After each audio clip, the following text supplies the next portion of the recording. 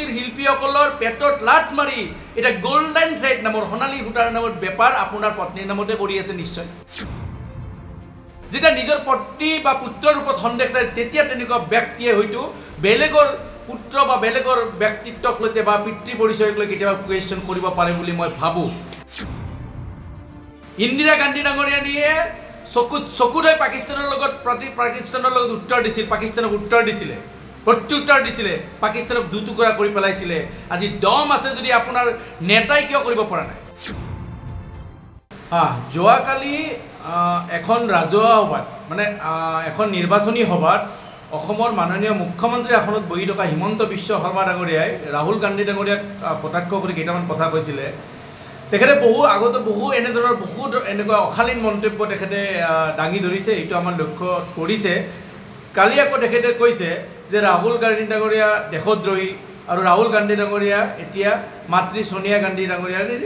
burden হৈ থিয় দিছে আচলতে এনেকুৱা কথা তেতিয়া ক'ব পাৰে এগৰাকী ব্যক্তিয়ে যিগৰাকী ব্যক্তিয়ে আচলতে নিজৰ মানসিক ভাৰসাম্য হেৰুৱাই পেলায় কাৰণ তেখেতে নিজে দেখিছে যে ৰাহুল গান্ধী ডাঙৰীয়াৰ জনপ্ৰিয়তা দিনে দিনে বাঢ়ি গৈ আছে আৰু সেই একে সময়তে প্ৰধানমন্ত্ৰী নৰেন্দ্ৰ মোদী ডাঙৰীয়াৰ জনপ্ৰিয়তা কমি গৈ আছে সেয়া তেখেতে নিজে প্ৰত্যক্ষ কৰিছে আপুনি সামাজিক মাধ্যমৰ প্লেটফৰ্মতে হওক বা আপুনি ৰাজনৈতিক সভাবিলাকতে হওক বা নিৰ্বাচনী সভাতে হওক তেওঁলোকৰ কথা তেওঁলোকৰ সন্মুখত থকা অডিয়েন্স বা তেওঁলোকৰ লগত যিটো পাব্লিক যিটো ভিউ যিটো জনসাধাৰণৰ যিটো মতামত এই মতামত দেখি তেওঁলোকে নিজে গম পাইছে যে দেশৰ প্ৰধানমন্ত্ৰী নৰেন্দ্ৰ মোদী ডাঙৰীয়াৰ জনপ্ৰিয়তা হ্ৰাস হৈ আছে আৰু ৰাহুল গান্ধী ডাঙৰীয়াৰ জনপ্ৰিয়তা বাঢ়ি গৈ আছে আপুনি ইউটিউবতে চাওক টুইটাৰতে চাওক ফেচবুকতে চাওক ইনষ্টাগ্ৰামতে চাওক আপুনি যিকোনো প্লেটফৰ্মতে চাওক ক্ৰমান্বয়ে ৰাহুল গান্ধী ডাঙৰীয়াৰ জনপ্ৰিয়তা বাঢ়ি গৈ আছে নৰেন্দ্ৰ মোদী ডাঙৰীয়াৰ জনপ্ৰিয়তা কমি হৈ গৈছে আৰু সেইকাৰণে আচলতে অসমৰ মাননীয় মুখ্যমন্ত্ৰীগৰাকীয়ে তেখেতৰ ওপৰৰ ব্যক্তিসকলক কেন্দ্ৰীয় নেতাসকলক তোষামত কৰাৰ বাবে তেখেতে এনেকুৱা মন্তব্য কৰিব লৈছে যিবিলাক মন্তব্য আচলতে অসমীয়া হিচাপে আমি লাজ পাওঁ এইকাৰণে কাৰণ কোনো অসমীয়াই কেতিয়াও কোনো ব্যক্তিক এনেকুৱাকৈ প্ৰত্যক্ষভাৱে বা এনেকৈ ধৰক কিছুমানৰ পৰিয়ালকেন্দ্ৰিক কথা কৈ বা পিতৃৰ কথা কৈ কেতিয়াও অপমান কৰা আমি দেখাও নাছিলোঁ শুনাও নাছিলোঁ এইকাৰণে মুখ্যমন্ত্ৰীয়ে নিজৰ প্ৰচাৰৰ নামত অসমৰ যি গৰিমা অসমৰ যি ঐতিহ্য অসমীয়াৰ যি স্বাভিমান এই স্বাভিমানক তেখেতে আঘাত কৰিছে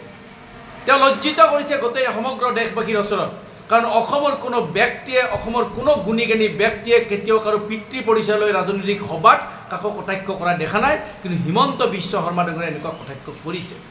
আৰু তেতিয়া এইবিলাক কৰিব পাৰে যেতিয়া নিজৰ ওপৰত সন্দেহ থাকে যেতিয়া নিজৰ পত্নী বা পুত্ৰৰ ওপৰত সন্দেহ থাকে তেতিয়া তেনেকুৱা ব্যক্তিয়ে হয়তো বেলেগৰ পুত্ৰ বা বেলেগৰ ব্যক্তিত্বক লৈতে বা পিতৃ পৰিচয়ক লৈ কেতিয়াবা কুৱেশ্যন কৰিব পাৰে বুলি মই ভাবোঁ আৰু মানসিকভাৱে যদি সন্তুলন হেৰাই পেলাই তেনেকুৱাহে ব্যক্তিয়ে আচলতে বেলেগ ব্যক্তিক ৰাজনৈতিক সভা এখনত এটা ৰাজনৈতিক দলৰ সৰ্বভাৰতীয় ৰাজনৈতিক দলৰ আটাইতকৈ পুৰণি সৰ্ববৃহৎ ৰাজনৈতিক দলৰ এগৰাকী নেতাক এনেকুৱা অশালীন মন্তব্যৰে কটাক্ষ কৰিব পাৰে মই হিমন্ত বিশ্ব শৰ্মা ডাঙৰীয়াক সুধিব বিচাৰিছোঁ আপুনিতো আছিলে কংগ্ৰেছত আপুনি ৰাহুল গান্ধী ডাঙৰীয়াক ওচৰৰ পৰাই দেখিছে ৰাহুল গান্ধী ডাঙৰীয়াই কিন্তু কেতিয়াও কাৰো বাৰ্ডেনো হ'ব যোৱা নাই আৰু ৰাহুল গান্ধী ডাঙৰীয়া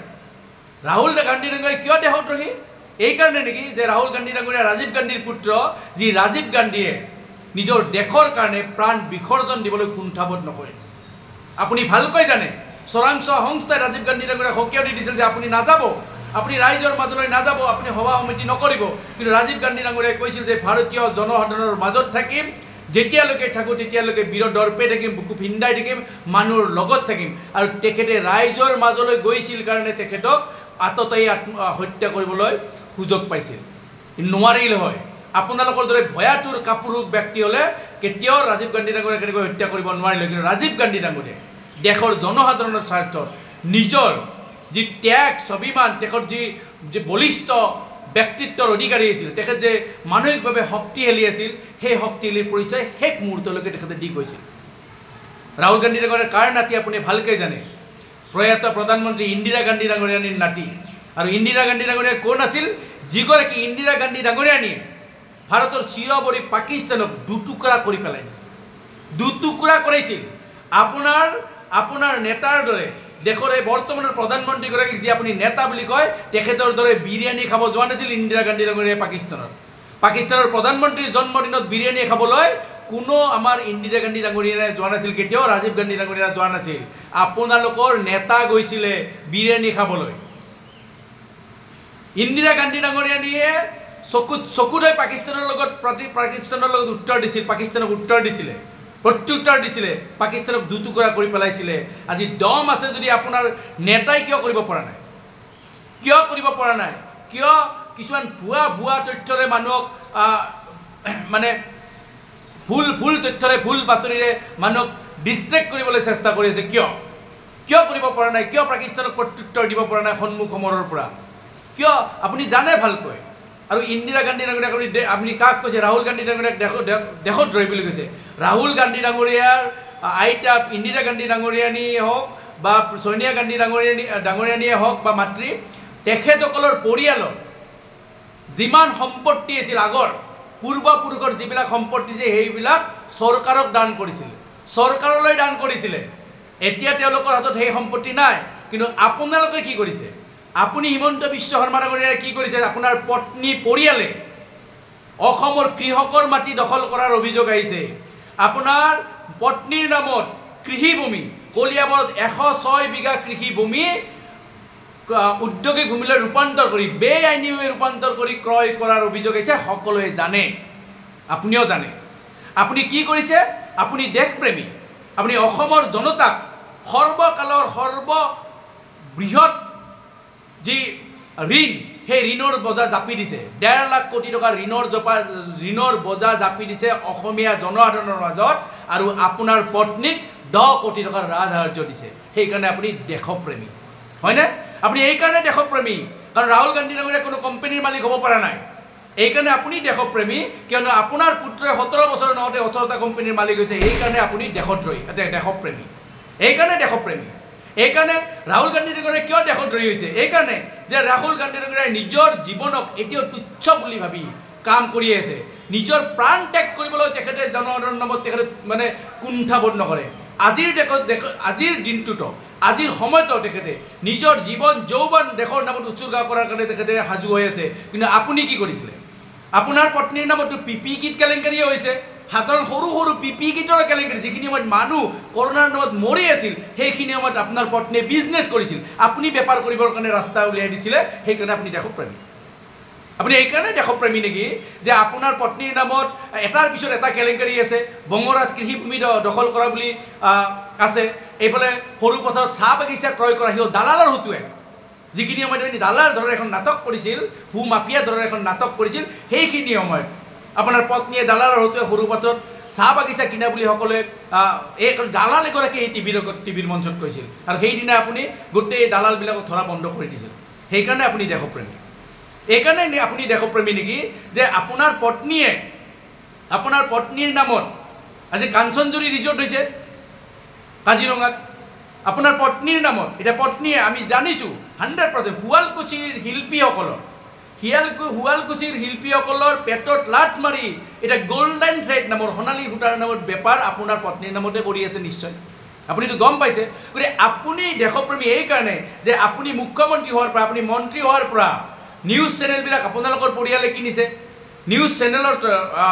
নিউজ চেনেল হওক বা মাটি হওক বা চাহ বাগিচা হওক বা বেপাৰ হওক এইফালে দিছপুৰ লাষ্টগেটৰ ফ্লাইঅভাৰৰ যি উন্মোচনী অনুষ্ঠানতো আপোনাৰ অঙৈ মঙৈ পৰিয়ালৰ অঙৈ মঙৈবিলাকৰ 45 লাখ টকীয়া যিটো স্কেম সেই স্কেমৰ পোহৰলৈ আহিছে গতিকে সেইকাৰণে আপুনি দেশপ্ৰেমী নেকি যে আপুনি এইকাৰণে দেশপ্ৰেমী যে আপুনি আপোনাৰ পৰিয়ালৰ হতুৱাই বেপাৰ কৰি আছে মাটি বেদখল কৰাই আছে চাহ বাগিচা ক্ৰয় কৰি আছে না ঠিকা টুকুলি কৰি আছে সেইকাৰণে আপুনি দেশপ্ৰেমী এইকাৰণে আপুনি দেশপ্ৰেমী আপোনাৰ পুত্ৰই 17 বছৰ নহওঁতে 18টা কোম্পানীৰ মালিক হ'ব পাৰিছে সেইকাৰণে আপুনি দেশপ্ৰেমী আৰু ৰাহুল গান্ধী ডাঙৰীয়াই নিজৰ জীৱন যৌৱন উৎসৰ্গা কৰাৰ কাৰণে দেশৰ বাবে সাজু হৈ আছে নিজৰ সৰ্বোচ্চ ত্যাগ কৰিবৰ কাৰণে তেখেতে সাজু হৈ থকা ৰাহুল গান্ধী ডাঙৰীয়া দেশদ্ৰোহী আপোনালোকে বহুবাৰ চেষ্টা কৰিছিল তেখেতক গ্ৰেপ্তাৰ কৰিবলৈ চেষ্টা কৰিছিল লোকসভাৰ পৰা তেখেতক মানে বাহিৰ কৰি দিছিল কিন্তু তেখেতে হাঁহি সন্মুখত আছিলে কেতিয়াও তেখেতে জেলত যোৱাৰ ভয় কৰা নাছিলে এইকাৰণে ভয় নকৰে ৰাহুল গান্ধী ডাঙৰীয়া এখন বলিষ্ঠ সাহসী নেতা আপোনাৰ দৰে কাপুৰুষ নহয় ভাৰত জোড়ো ন্যায় যাত্ৰাত ৰাহুল গান্ধী ডাঙৰীয়াই যেতিয়া গুৱাহাটীৰ মাজেৰে যাব খুজিছিল আপুনি ভয় খাইছিল যে ৰাহুল গান্ধী ডাঙৰীয়াৰ জনপ্ৰিয়তা দেখি হয়তো আপোনাক মানুহে ঠু ঠু কৰিব সেইকাৰণে আৰু সেইকাৰণে আপুনি নিদিলে আপোনাৰ দৰে কাপুৰুষ ব্যক্তি পৃথিৱীত আমি দেখা নাই আপুনি অসমীয়া সমাজৰ আটাইতকৈ আপোনাক লৈ লজ্জাবোধ কৰিবলগীয়া হৈছে অসমবাসীয়ে আপোনাৰ বাবে সঁচাকৈ আজি অসমবাসীৰ বাবে আপুনি এক বাৰ্ডেন হৈছে ৰাহুল গান্ধী ডাঙৰীয়া বাৰ্ডেন নহয় ৰাহুল গান্ধী ডাঙৰীয়া এতিয়া উজ্জ্বল নক্ষত্ৰ হিচাপে থিয় দিছে সকলোৰে এগৰাকী নেতা হিচাপে থিয় দিছে জনসাধাৰণৰ কণ্ঠ হিচাপে ৰাহুল গান্ধী ডাঙৰীয়া থিয় দিছে এতিয়া ভাৰতবৰ্ষৰ জনসাধাৰণে ৰাহুল গান্ধী ডাঙৰীয়াক বিচাৰে আৰু আপোনাৰ অসমবাসীয়ে আপোনাৰ পৰা পৰিত্ৰাণ বিচাৰে অসমবাসীয়ে আপোনাক এতিয়া